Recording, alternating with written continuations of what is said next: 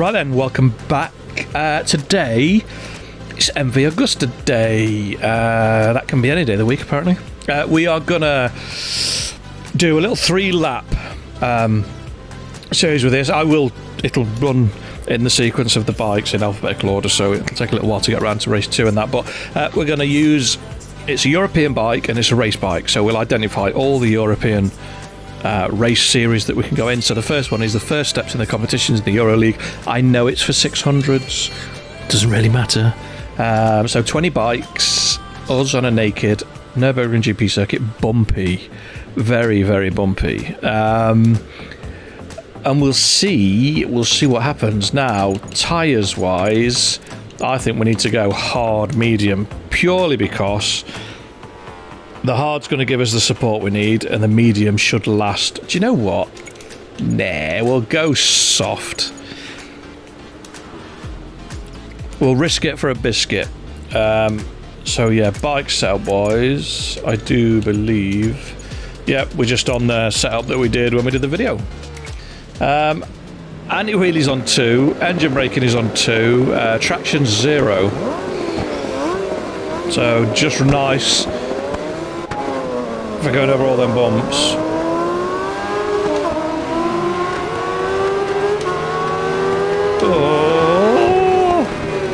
Oh, we are right in the danger zone here. If someone goes down, we're in trouble. Oh, everyone's made it. Then we go narrow, that's a bad idea. Oh, we saw that as well. That was luck more than judgment. Now we can get up the inside. Just elbow a bit of room. Yes, thank you.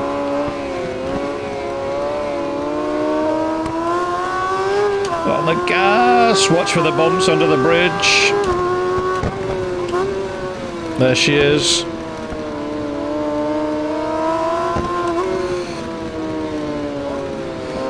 Don't know where he's going, bit of off-roading.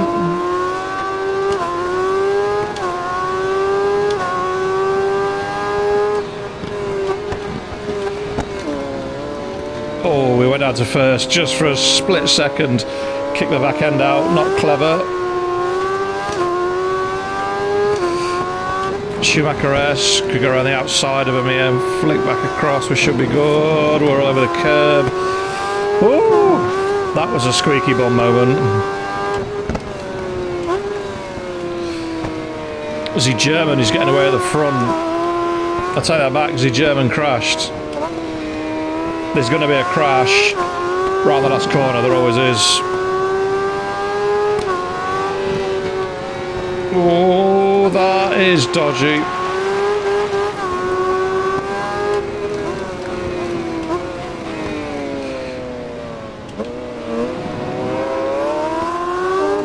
Well, there's one off at the last chicane. There's going to be at least one off round here. 1 off, 2 off, 3 off. There you go.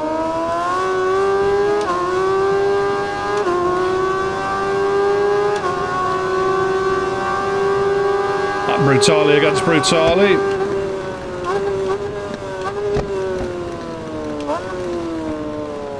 Not quite perfect, but close enough.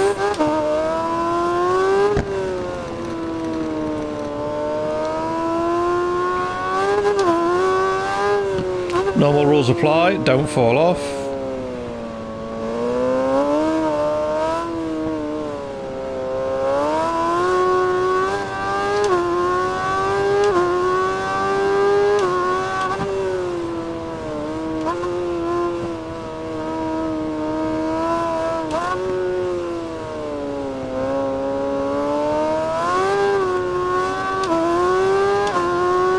So I have a question whilst we're doing this, and it may backfire because I might bin it and then we'll have to start again, but where do we sit World Superbikes at the minute? Now, I've always been a massive fan, I still am a massive fan of World Superbikes. I enjoy it very much. I think MotoGP have cashed in on the 2 race format, one on a Saturday, one on a Sunday, and MotoGP is all the better for it. I mean, not for the mechanics and riders, I get that, but as a fan, it is loads better. So where do we sit? My question to you is, where do we sit on World Superbikes? Do we need a combined weight limit? Yes or no? I feel that we do. but I don't feel that we should do it in a way that hands all of that advantage to the heaviest rider on the grid and penalises the shortest rider on the grid, or the lightest rider on the grid straight away. There's always going to be natural variation, I get that, and that's absolutely fine. But in such a tightly controlled series, there needs to be a modicum of common sense for me where, okay, your rider weighs 26 kilos in his leathers and a rider on the BMW weighs 85. Essentially, that team has a 65 kilo advantage. So as much as Bautista decries the fact that he's been punished for being little, which I guess he is, Scott Redding's being punished for not being little. He's carrying around that weight. I mean, if you've seen Scott in the garage without his shirt on, there is nothing on the boy. How he has the strength to ride that bike, I don't know. It's beyond me. Because it's physical at the best of times, never mind on a 250 horsepower World Superbike for 20 laps in 35 degree heat. He must be absolutely on his physical limit. But anyway, I think that there should be a compromise where whatever the variation is, there needs to be a middle ground. The lightest bike and rider, the heaviest bike and rider, this is the target for everybody. So there's still a penalty, but less of one. The other way to do it, and bear with me on this because I'm sure that someone will again go, that's not fair, you can't do that. So the Ducati is the fastest bike by miles, absolutely massively quicker than anything else. Bautista is a very good rider, ex-MotoGP rider. I mean, he's ex-world champion. Did he win any 125s? I can't remember. But basically, he's a very, very top draw, top league rider. Now, no qualms about that. Jonathan Rea, most successful superbike rider ever. Very good rider, very competent, multiple world champion. Same for Toprak, very good rider, like probably the most skilled of the three. I'm not saying the fastest, just the most skilled with his bike control and what he does and bits and bobs.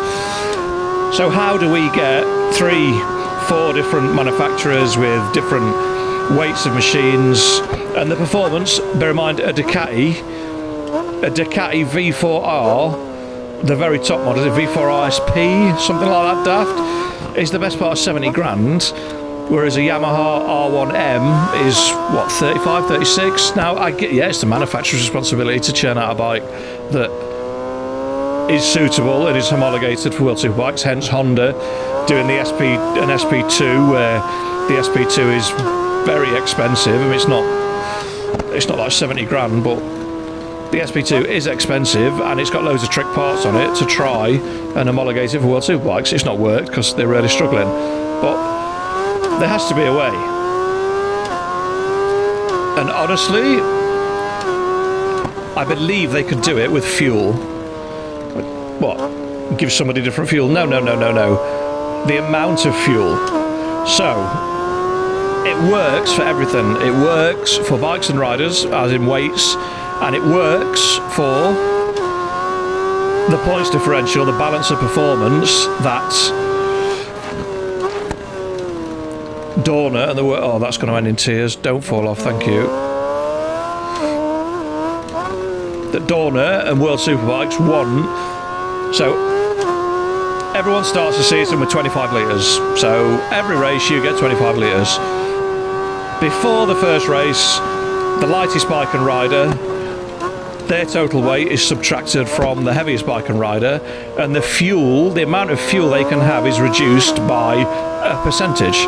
So if they weigh 40 kilos less, every 10 kilos you're lighter, you get 1 litre less fuel. Now, it's self-limiting. The Ducati can't make full power for the whole race on a smaller tank of fuel. Yes, Bautista uses less fuel, so it would take a little while for that advantage or disadvantage to show itself, but that's where the balance of performance on the points comes in. As Bautista leaves the rest of the field, leaves them in the wake, after every second round, there's a further equation or further differential where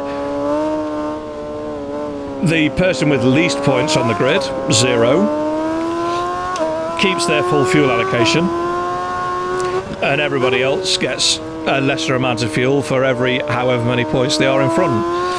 Yes, it seems unfair, I get that, but the whole point of a tightly controlled championship like World Superbikes is parity of performance between the manufacturers. GT and Le Mans, so prototype racing, they have balanced performance. Yeah, sometimes it doesn't work and they go too far. Aston got absolutely hammered a couple of years back at Le Mans, and the car was so slow it was almost dangerous. But they do tend to learn from the mistakes, and it can be adjusted after every second race.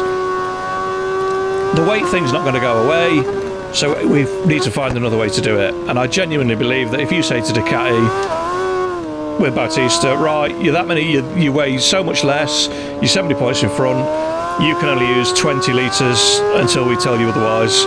And every second weekend, every second meeting, the fuel allocation is reworked out. I think that would be a better way for the series to control the balance of performance between the manufacturers. Not only that, it would allow manufacturers like Honda and BMW that aren't doing quite as well, whose riders are slightly heavier, it would give them more fuel freedom to extract more performance from the bike in 4th, 5th, 6th gear at 100% throttle. So, I don't know. But we've nattered about it for the entire 5-lap race, and now it's done. So, yeah, we won. No, it wasn't particularly fast. No, it wasn't particularly easy, but we got it done. And I got the whole World Superbikes thing off my chest. So, yeah, I feel there is scope. Oh, a 157. We'll make a note of that. .252. Atlantic 252. There's a blast from the past.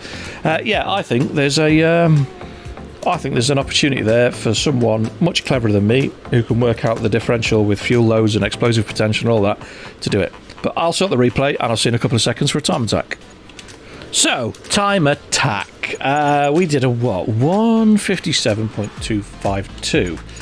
So that's considerably slower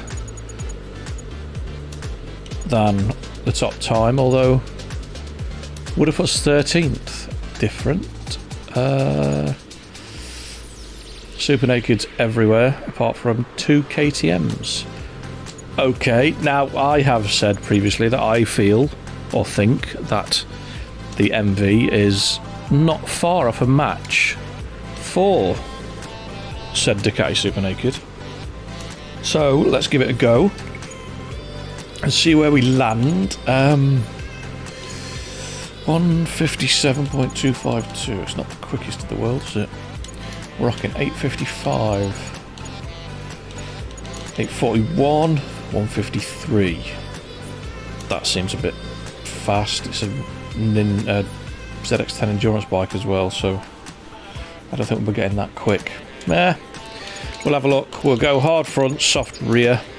It's a little bit warmer than we did the race, than when we did the race even. 615, so we're about 4, aren't we?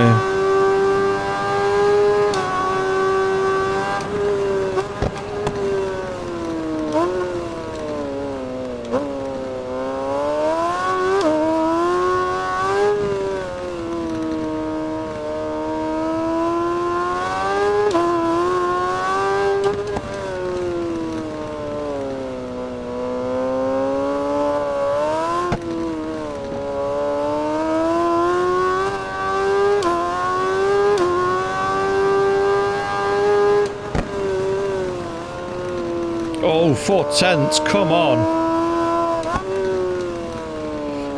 4/10, I'll take that.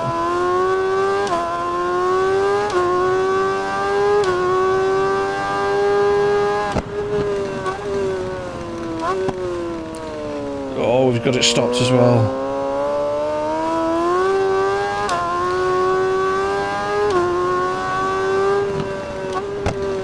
It's all in that NGK curve at the bottom of the hill, I think.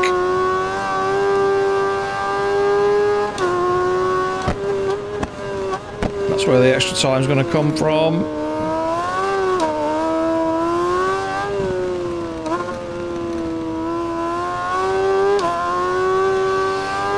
Right, we've held it. We've got to nail this.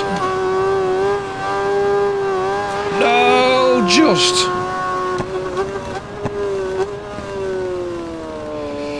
It was about as far from perfect as it's going to get.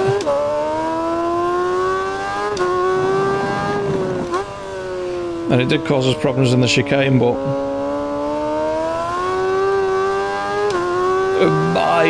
it's going to be close. We're definitely not getting into the 50. We took a tenth off it. All that for a tenth. Yeah, I think we've kicked the arse out of that enough. 154.515. Well, it wasn't the fastest lap we've ever done, looking at the sheet, but it's not bad. It should put us inside the top 10 at the very least. So yeah, 5th. I mean, we could have gone 4th, so we wouldn't have moved up that far. The super naked, we've got to drop I mean, it's nearly 100 performance points in front of the MV. I mean, I'm happy with that. I'll take that all day long. 5th on the MV. She's quick for a 850. But yeah, that's that done. Next time, let me just check. Let me have a little look at this list. Next time we are going to be out on... Oh, we're going to do the Boulder Ore for a race somewhere. I'm not sure where. It's American, isn't it? So we'll have to have a look, see what American events. If not, we'll move it to the Superbike League. But we're going to have a look at the Boulder Ore. Then we've got the Suitor, a GSXR and bits and bobs. So yeah, there's going to be obviously a race in the morning where I'm not talking, and then a race in an evening where I am talking. So yeah, hopefully I shall see you then. But yeah, thanks for watching, commenting, liking, subscribing, all the usual jazz, and fingers crossed I'll see you next time. Take care, stay safe, peace.